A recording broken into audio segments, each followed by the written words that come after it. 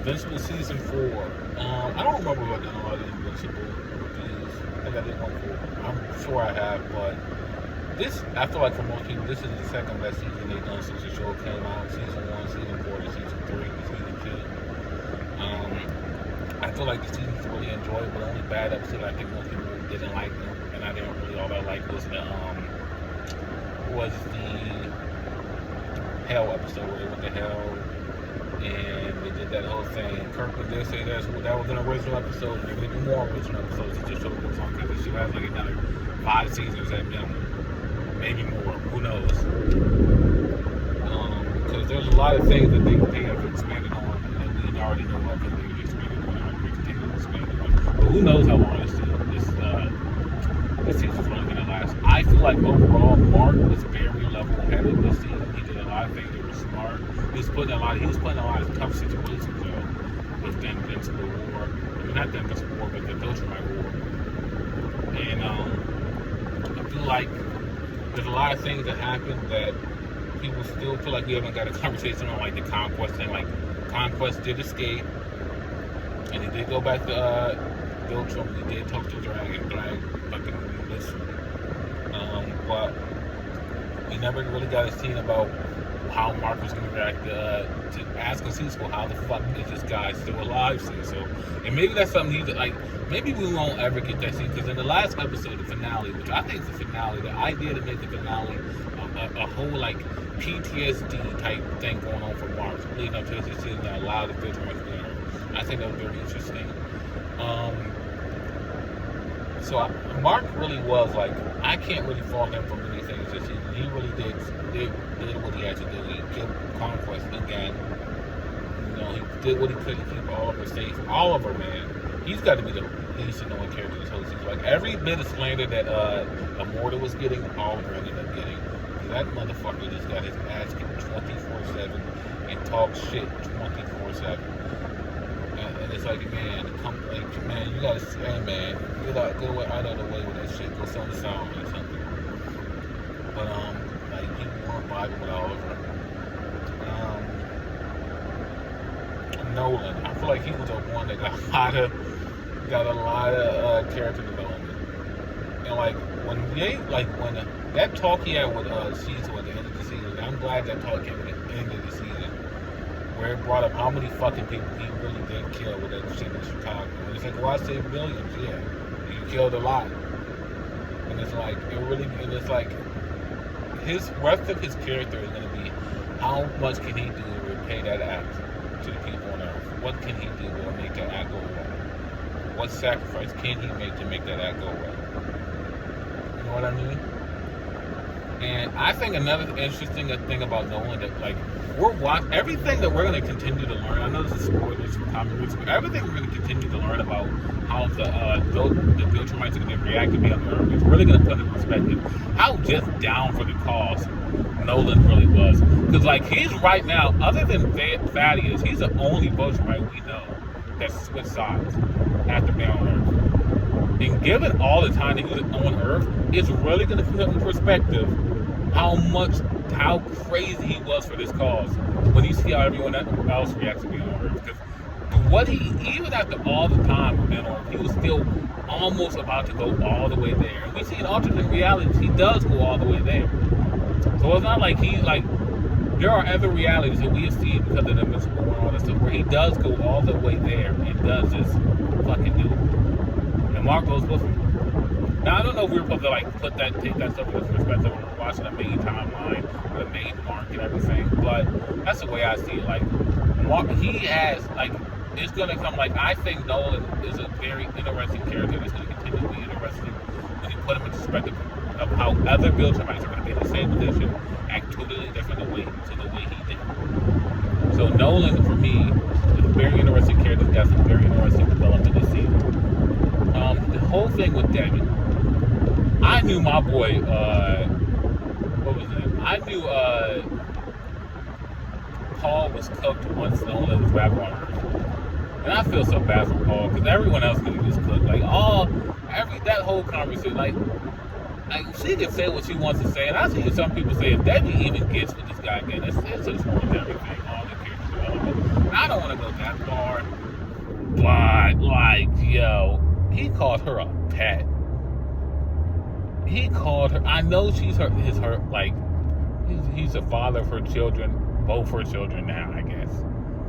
But bruh, like she tried to pretend she wanted to go up there to see Oliver. She did not want to see Oliver. She wanted to just go up there and I already broke up with Paul, yada yada yada. I'm like, come on, man. Mark and Eve.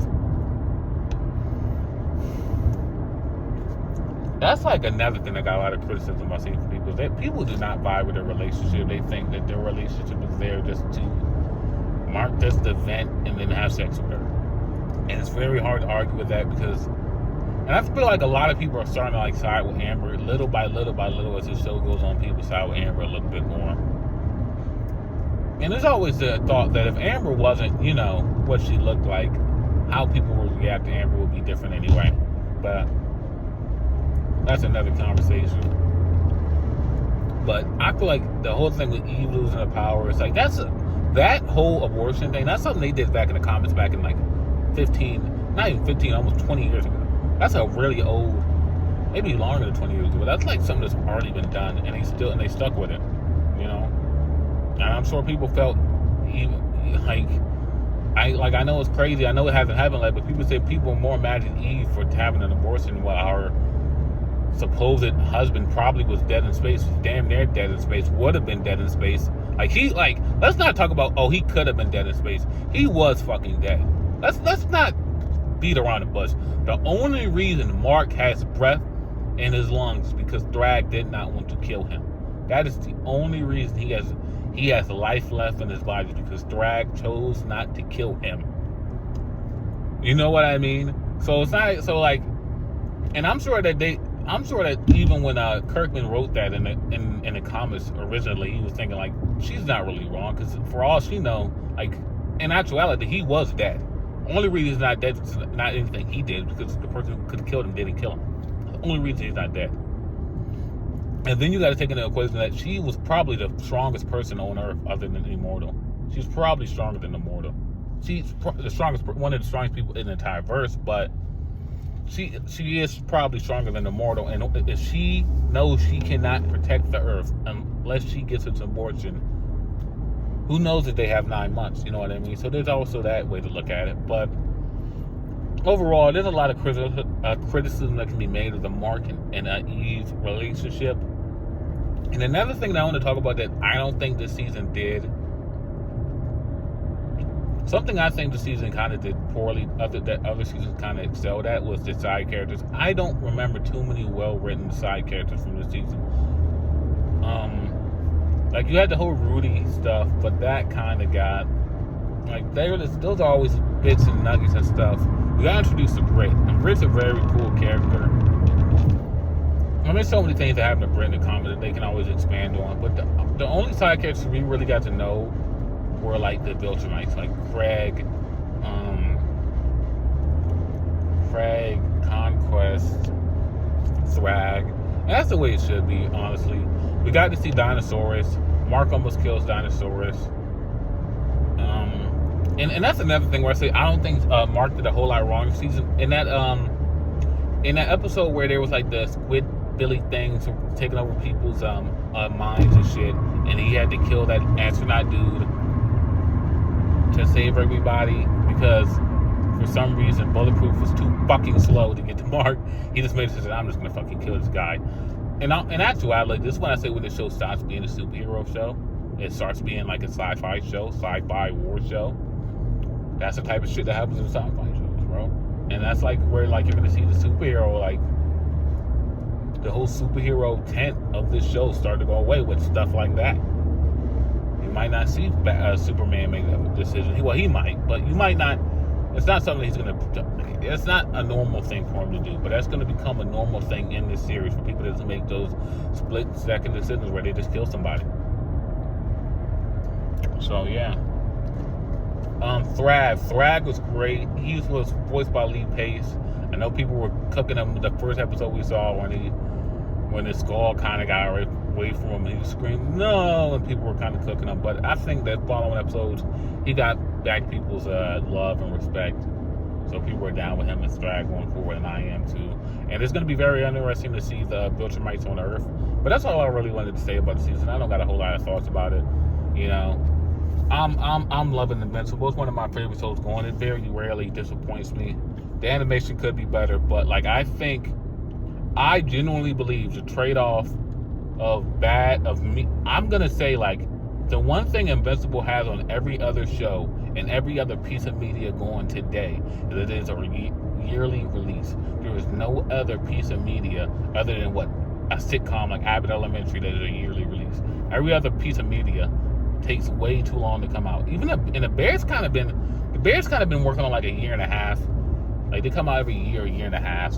But other than that, like Invincible is the only piece of media that's releasing yearly, and I think it's been working to its benefit for a long time. And I think it's something that if that's going to be the trade-off for mediocre animation, that should just be the trade-off. I think that's a good trade-off in my opinion for them to keep the buzz, keep the hype, keep the love they have for the show, and to keep people entertained and to keep people invested. Because I think making people wait 2 to 3 years for 8 episodes is fucking diabolical. Daredevil Born Again's been doing yearly too, and they're going to continue to do yearly, but that's another show that probably could be 13 episodes. But Invincible is just fine at the 8 because they're giving you like an hour. Sometimes they're giving you more than an hour. Animated shows never all needed to be like, because the standard for an animated show back in the day used to be 30 minutes for about 16 to 20 to 24 episodes. So 8 episodes is an hour is pretty much the same thing, you know. But I think it works. So Invincible season 4, I'm gonna give it about a 9.5 out of 10. There's not many things like, I'll just give it a 9 because that whole episode was pretty mediocre. But everything else, like, I'm sure I missed a whole lot of stuff in here that I could have talked about, but I talked about what I wanted to talk about. And I definitely did enjoy this season. So Invincible season 4, 9 out of 10. Peace.